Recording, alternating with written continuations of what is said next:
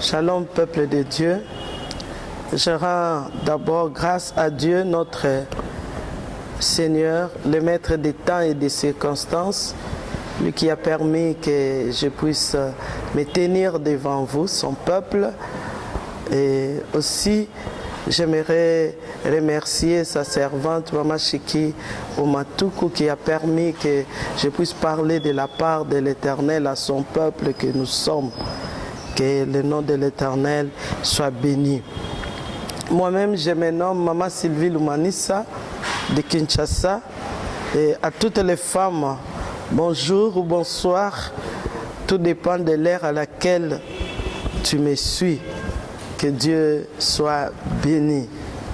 Alors, le sujet auquel on m'a demandé d'intervenir s'intitule « Femme, c'est ton temps ». Et le sous-thème que j'aimerais développer avec vous, tu es une femme de valeur. Si nous lisons dans le livre des Proverbes au chapitre 31, à partir de versets 10 à 31, nous allons voir ce qui est écrit. J'aimerais le lire dans la Bible version Louis II 21. La Bible dit ceci. Qui trouvera une femme de valeur? Elle vaut bien plus que des perles. Le cœur de son mari a confiance en elle et c'est tout bénéfice pour lui. Elle lui fait du bien et non du mal tous les jours de sa vie. Elle se procure de la laine et du lin et travaille d'une main joyeuse. Pareil à un navire marchand, elle rapporte ses provisions de loin. Elle se lève alors qu'il fait encore nuit et elle donne la nourriture à sa famille et ses ordres à ses servantes. Elle pense à un champ et elle l'achète. Avec les fruits de son travail, elle plante une vigne. Avec la force en guise de ceinture, elle affermit ses bras. Elle constate que ce qu'elle gagne est bon. Sa lampe ne s'éteint pas pendant la nuit. Elle file elle-même la laine, elle tisse elle-même les habits. Elle ouvre ses bras aux malheureux, elle tend la main aux pauvres, elle ne redoute pas la neige pour sa famille, car chacun y est habillé de cramoisis. Le verset 22, elle s'est fait des couvertures et elle s'est fait des couvertures. Son mari est reconnu aux portes de la ville lorsqu'il siège avec les anciens du pays. Elle fait des chemises et les vend et elle livre des ceintures aux marchands. La force et l'honneur, voilà ce qui l'habille. Elle rit en passant à l'avenir. Elle ouvre la bouche avec sagesse et un enseignement plein de bonté est sur sa langue. Verset 27, elle veille à la bonne marche de sa maison. Elle ne mange pas le pain de la paresse. Ses fils se lèvent et la disent heureuse. Son mari aussi, et il chante ses louanges. Bien des femmes font preuve de valeur, mais toi, tu leur es à toute supérieure. La grâce est trompeuse et la beauté est illusoire. C'est de la femme qui craint l'Éternel qu'on chantera les louanges. Donnez-lui du fruit de son travail et qu'aux portes de la ville ses œuvres fassent son éloge. Que Dieu soit béni pour cette parole. La Bible dit que la parole nous donne la vie. Et parce que cette parole nous donne la vie, que la vie soit notre partage au nom puissant de Jésus. Alors avant de commencer notre temps de partage, j'aimerais d'abord ouvrir une parenthèse en disant à une femme, si les hommes nous donnent, oui, cette date de 8 mars, pour qu'on puisse commémorer le mois de la femme, mais le Seigneur nous a donné 365 jours. Amen. Les 365 jours de l'année, nous devons, bien-aimés, nous comporter en conséquence pour cela. Ainsi, j'aimerais fermer la parenthèse. Nous sommes des femmes de valeur, maman. Ne nous réduisons pas, s'il vous plaît, ne nous réduisons pas. Personne ne peut nous donner de la valeur. Alors soyons nous-mêmes les derniers à ne pas nous donner la valeur. Et cette notion de la valeur, bien-aimés, ne doit pas rester, comme je voulais le dire, une théorie, mais nous devons la démontrer par notre savoir-faire afin que l'on constate exactement que nous avons de la valeur. La valeur, oui, mais nous devons la prouver. Ainsi, en parlant de ce thème, la femme de valeur, j'aimerais parler avec vous 5 manières de prouver si réellement nous avons de la valeur. 5 manières pour prouver si réellement nous avons de la valeur. Et la première des manières, bien-aimés, soyons des femmes de prière et de jeûne comme Esther, qui ne connaît pas, bien-aimé, la belle reine Esther de la Bible. En plus d'être une femme d'une grande beauté, Esther était puissante dans la prière et le jeûne pour sauver sa famille, pour sauver son peuple. Cela, bien-aimé, n'a pas hésité à cette femme de jeûner 3 jours à sec et à pousser le peuple juif à en faire de même. Esther avait développé une véritable intimité avec Dieu. Comme elle, Esther, soyons des femmes qui savent mettre son apparence, son extérieur, sa beauté, son habillement en valeur quand il faut, mais qui savons aussi également entre dans le combat spirituel par le jeûne et la prière. Femmes, donnons-nous nous-mêmes de la valeur. Ne perdons pas notre temps. Bien-aimés, dans les vaines discussions et propos inutiles, Esther savait que lorsqu'elle se trouve dans l'impasse, elle se réfugie où? Dans la prière, et elle écoute la voix de Dieu. Le Seigneur ne reste pas insensible aux femmes qui les cherchent d'un cœur sincère, qui n'ont pas peur du sacrifice et qui remettent leur sort entre ses mains. La preuve est que Dieu a fait d'Esther une reine. N'est-ce pas que c'est une femme de valeur?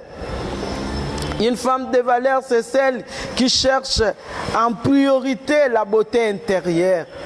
La beauté intérieure avant celle d'extérieur. Elle cherche à plaire à Dieu avant de plaire aux hommes. Cherchons à plaire à Dieu avant de plaire aux hommes. Cette femme qui cherche à plaire à Dieu avant de plaire aux hommes, c'est une femme de valeur. Deuxième manière de prouver que nous avons de la valeur, c'est d'être des leaders comme Déborah. Déborah est la seule femme mentionnée comme juge dans la Bible. Si nous lisons dans le livre des juges, nous allons voir cette femme qu'on appelle Déborah. À ce titre, elle est considérée comme une rassembleuse chargée de libérer, chargée de gouverner, chargée de nourrir, chargée de gérer des conflits, bien-aimés, et juger les habitants. En plus d'être une prophétesse et mère en sa patrie, cette femme qu'on appelle Déborah avait un leadership hors du commun. Imaginez-vous, dans une société très particulière, elle fut, bien-aimée, la seule femme chaste, la seule femme, s'il faut le dire, choisie par Dieu et par les peuples, lui-même pour gouverner les territoires. Et lorsque les hommes, selon le cœur de Dieu, manquent à l'appel, ils n'hésitent pas à lever les femmes qui, tout comme les hommes, ont leur rôle à jouer. Femme, tu n'es pas appelée à être dans un rapport de soumission constant. Dieu peut aussi faire de toi une véritable guide. Amen. Tout aussi doué, si ce n'est meilleur que les gens masculins. Et c'est cette femme que nous sommes en train de parler, Déborah. Déborah a eu un rôle très important à jouer et avait le soutien et la reconnaissance de Dieu et de son peuple. Aussi, elle a pu avoir, bien aimé, une sorte d'ascendant sur Barak qui était le chef d'armée. Elle les rappelle à l'ordre pour aller au combat et il n'acceptera que si elle-même, Déborah, descendait avec elle. Oh, bien-aimés dans le Seigneur, ils partent donc ensemble combattre l'armée ennemie. Sisera, le chef de l'armée, rival, s'enfuit. Et c'est une autre femme bien-aimée qui s'élève. Et celle-ci s'appelle Jaël, ou Yaël, qui lui tuera ou tiendra un piège et sauvera son peuple. Femme comme Déborah, Dieu peut susciter des femmes de grande valeur qui ont en elles l'esprit d'un leader et une grande capacité à guider, construire et bâtir pour l'accomplissement de son œuvre. Ne te sous-estime pas, femme. Ne te sous-estime pas. Et la troisième manière pour démontrer que nous avons de la valeur, nous devons prouver cela par ce que nous appelons, nous devons aspirer à la pureté et à la sainteté comme Marie. Aspirer à la pureté et à la sainteté comme Marie. Marie était une femme sur qui la grâce de Dieu s'est véritablement déposée. Mais le Saint-Esprit ne l'a pas choisie au hasard, non. Dans les Écritures, il est dit que Marie, bien que fiancée à Joseph, était vierge. Celle-ci cherchait à se préserver jusqu'au mariage sans pourtant, bien aimé, passer par une vie qui ne glorifie pas le Seigneur. Sans doute, elle craignait Dieu et par obéissance à Dieu, l'Éternel l'a choisie. Marie aspirait à une sanctification parfaite. Ainsi, lorsque l'ange lui a annoncé qu'elle tomberait enceinte, celle-ci ne put y croire, expliquant qu'elle n'avait jamais eu de rapport avec un homme, ni moins encore avec son fiancé. L'histoire de Marie nous enseigne, bien aimés, nous femmes, qu'une femme de valeur est une femme qui cherche à être pure devant Dieu. Mais la pureté ne s'arrête pas à l'abstinence. Elle concerne également nos pensées, nos attitudes quotidiennes. Marie travaille chaque jour à sa sanctification. Aussi, quand l'ange lui a annoncé qu'elle enfantera le Messie, celle-ci ne s'enorgueillit pas. Elle reste humble, remercia le Seigneur et se demanda même comment Dieu lui accordait une telle grâce. Comme Marie, femmes, soyons des femmes de valeur qui se sanctifient dans tous les domaines de notre vie. Sanctifions-nous. Sans la sanctification, la Bible déclare, personne ne verra Dieu. Et quatrièmement, nous allons parler, c'est lui qui veut être une femme de valeur. Cette femme-là doit être une bonne épouse comme Sarah.